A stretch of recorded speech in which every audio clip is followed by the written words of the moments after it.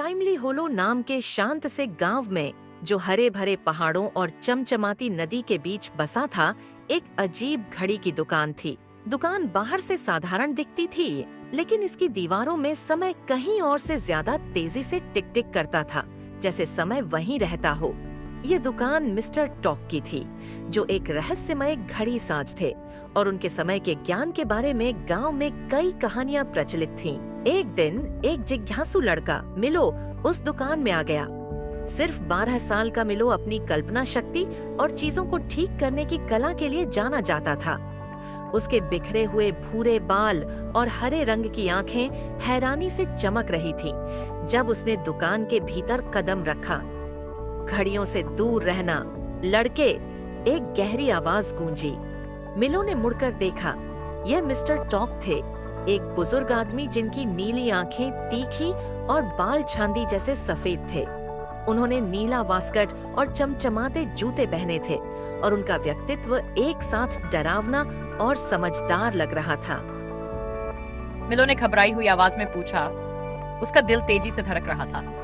क्या आप समय को ठीक कर रहे हैं? मिलो ने धीरे से पूछा। उसकी आवाज में हल्की उत्सुकता और झिझक थी। मिस्टर टॉक की आवाज शांत और रहस्यमयी थी। एक तरह से हाँ, समय नाजुक होता है, इसे संभाल कर रखना पड़ता है। उनके स्वर में गहराई और अनुभव छलक रहा था। मिलो ने कुछ और पूछने के लिए मुंह खोला ही था कि एक गहरी रहस्यमयी चुप्पी ने दुकान को अपनी चपेट में ले लिया। हर घड़ी रुक गई। बाहर एक अजीब सा सन्नाटा। गांव, चिड़िया, नदी, सब कुछ स्थिर हो गया। ये क्या हो रहा है? मिस्टर टॉक का चेहरा गंभीर हो गया। समय रुक गया है। अगर हमने इसे ठीक नहीं किया तो यह दोबारा कभी नहीं चलेगा। उन्होंने एक बड़े पेंडुलम घड़ी का दरवाजा खोला, जिसके अंदर एक छुपा हुआ रास्ता था। मेरे साथ चलो मिलो, मुझे तुम्हारी मदद चाहिए। मिलो हिचकिचाया, लेकिन फिर वह मिस्टर टॉक के पीछे पीछे चल दिया। वे एक पीतल और गियर से बनी घुमावदार सीढ़ी से नीचे उतरे, जिसे दीवारों पर चमकते प्राचीन चिन्हों की रोशनी से हल्का उजाला मिल रहा था। नीचे पहुंचकर वे एक विशाल गुफा में पहुंचे, जहां बड़ी बड़ी जुड़ी हुई गियर्स और टिक टिक करने वाली मशीनें थीं। यह समय का इंजन था। ये गियर्स समय को चलाते हैं, मिस्टर टॉक ने समझाया, लेकिन किसी ने या किसी चीज ने इनमें गड़बड़ी की है। जैसे ही वे मुख्य मशीन के पास पहुंचे, छोटे छोटे चमकते हुए जीव अंधेरे से बाहर निकल आए। वे टाइम स्प्राइट्स थे, शरारती जीव जिनके पारदर्शी चमकते शरीर और सुनहरी आंखें थीं। वे हंसते हुए इधर उधर उड़ने लगे। क्या ये खतरनाक है? मिलो ने डरते हुए पूछा। बस अगर ये तुम्हारा ध्यान भटकाएं तो, मिस्टर टॉक ने कहा। ये गियर्स की रक्षा करते हैं और बाहरी लोगों को पसंद नहीं करते। मिलो ने गहरी सांस ली और अपने डर को काबू किया।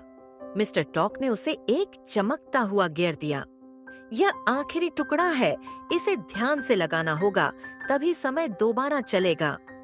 स्प्राइट्स के आसपास मंडराने के बावजूद मिलो ने अपनी हिम्मत जुटाई और गियर को मुख्य मशीन में लगाने के लिए सीढ़ी पर चढ़ गया।